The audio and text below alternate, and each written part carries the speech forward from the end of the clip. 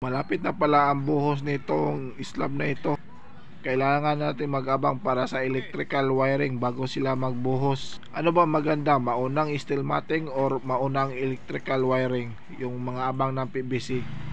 Para sa akin, kahit ano ang mauna, okay lang yan basta may trabaho lang. Pag nagpapalagay pala kayo ng wiring sa inyong bahay, huwag kayong papayag na flexible hose ang gamitin ninyo.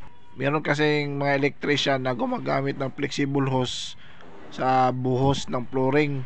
Dapat kayo ang may-ari, dapat wag kayong sumugot sa gusto ng electrician. Dapat bilhin nyo yung PVC pipe kasi kahit mapakan yan, hindi yan makumi.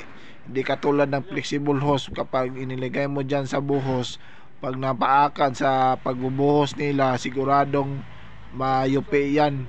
Hindi na yan mapapasokan ng wiring pagdating ng panahon. Huwag din nyo kalimutan na lagyan ng solvent para pagtapak hindi yan aangat or mahiwalay. Maganda lang yung flexible hose kapag nasa wall, pero dito sa buhos huwag nyo yung gamitin kasi yung iba gumagamit ng flexible hose para madali yung trabaho. Ayan na nilang mahirapan, kaya yun, gagamitin lang flexible hose.